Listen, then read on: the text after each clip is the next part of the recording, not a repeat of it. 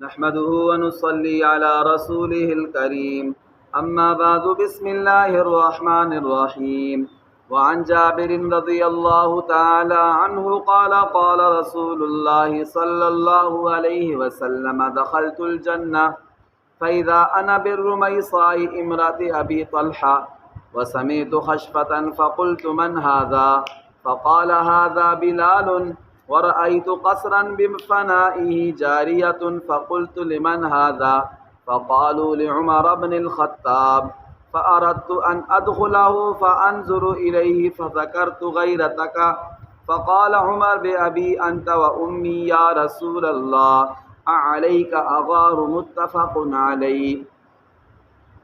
یہ حدیث پاک بخاری و مسلم دونوں کتابوں میں ذکر کی گئی ہے اور مشہور صحابی رسول حضرت جابر رضی اللہ تعالی عنہ سے روایت ہے۔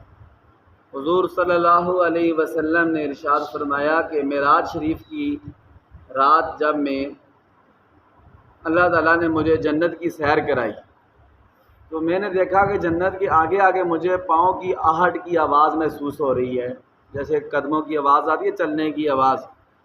تو میں نے فرشتے سے پوچھا جبریل علیہ السلام سے کہ یہ کس کی آواز ہے؟ فرمایا یہ آپ کا غلام حضرت بلال ہے جو مدینہ کی گلیوں میں چلتا ہے، اللہ تعالیٰ اس کے پاؤں کی آہٹ کی آواز جنت میں سنائی دیتی۔ پھر میں نے آگے چل کے دیکھا کہ ایک محل ہے بہت ہی خوبصورت اور اس کے اندر حوریں جو ہیں وہ رہ رہی ہیں اس کے صحن کے اندر۔ تو میرا دل کیا کہ میں نے فرشتے سے پوچھا یہ جو اتنا عظیم الشان محل ہے خوبصورت بنا ہوا ہے جنت میں اور اس کے صحن میں حوریں گھوم رہی ہیں پھر رہی ہیں، یہ محل کس کا ہے؟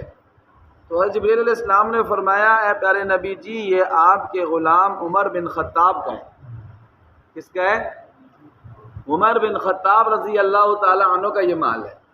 تو حضور فرماتے ہیں میں نے حضرت عمر کے سامنے یہ بات ذکر کی اور میں نے عمر کو کہا کہ اے عمر میرا دل کر رہا تھا کہ میں اس محل کے اندر سے جا کر دیکھوں کہ اندر سے کیسا ہے، باہر سے ہی دیکھا تھا لیکن پھر مجھے تمہاری غیرت یاد آ گئی اس لیے میں اس محل کے اندر داخل نہیں ہوا۔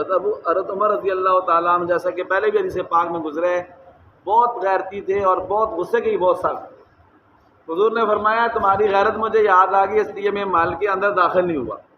تو حضرت عمر رضی اللہ تعالی عنہ نے جب یہ بات سنی تو فرمایا بے ابی انت و امی یا رسول اللہ، اے اللہ کے رسول میرے ماں باپ آپ پر قربان ہوں، کیا میں آپ پر غیرت کھاؤں گا؟ آپ داخل ہو جاتے اور اندر سے بھی دیکھ آتے میرا محل جو اللہ تعالیٰ نے جنت میں تیار کرے۔